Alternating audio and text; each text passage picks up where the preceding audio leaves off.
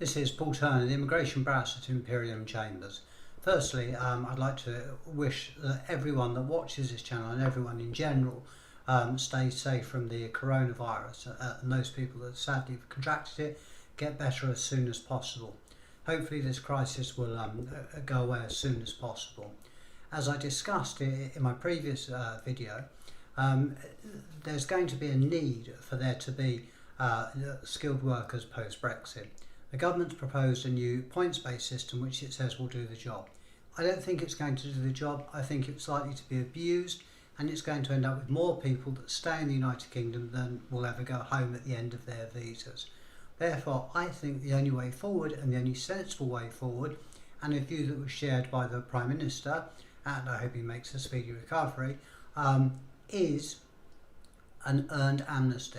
Now, the period of time that the Prime Minister, or he was the Mayor of London, suggested was about 12 years. Now, that's midway between the 10-year lawful residence and the old 14-year illegal route of staying in the United Kingdom that was got rid of in 2012 and replaced by the wholly ridiculous 20 years to get 2.5 years residence. I discussed that the Imperium Chambers would be organising a petition to gather support.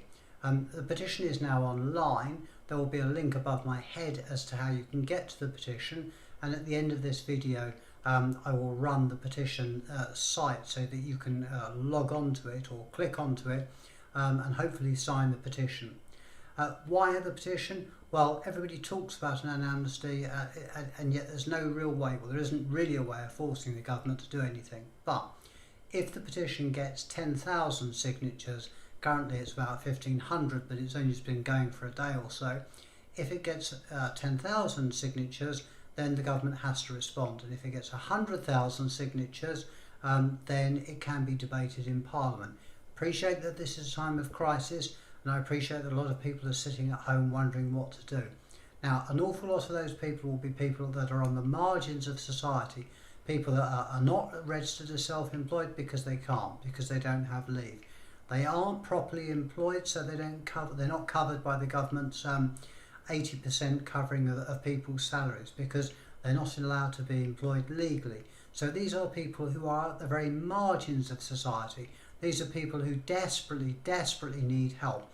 And the only way that the help is going to come is if people band together and try and do something about this. As I say, the benefits of an earned amnesty are manyfold. One of the benefits of an earned amnesty is the government will know who's in the United Kingdom. Another, perhaps more humane reason for having an earned amnesty is at present I know many people that have lived here for many years, and due to the hostile environment they've never registered with the GP, and they're frightened of the NHS because they think that will somehow be passed on to the Home Office, and that may lead to them being removed to the United Kingdom. So it may be a bit too late to implement an earned amnesty at present. It might not. Government has an awful lot of powers, but there is definitely a need to get something done so that the people that are in the United Kingdom, and whose Boris Johnson said are never ever going to be removed from the United Kingdom forcefully given the low rate of removals, ought to be given the opportunity of contributing to society in the United Kingdom. As I say, it's a very short video. It's to announce the fact that there is a petition, there is something you can do. There are a number of subscribers to my YouTube channel. There are some excellent organisations such as Migrant Voice that also support the idea of an earned amnesty, and there are very many MPs and other people that support this idea. If people are interested, then please sign it. I mean, we are talking about the most marginalised in society, and quite frankly I can't see any other way of bringing them into society. Forcing them to live in the United Kingdom on the margins of society, bringing up families on the margin of society, isn't really the hallmark of a first world country that prides itself in looking after the most vulnerable. Government talks about looking after the most vulnerable and has put into play a raft of different measures. However, these people are outside of that protection, and unless something is done either in respect of this particular crisis then perhaps, and God willing that there isn't another one, but if there is another crisis, then these people will be protected. So please take some time to look at this video. Please sign this amnesty. Please pass this video around and let's see if something can be done.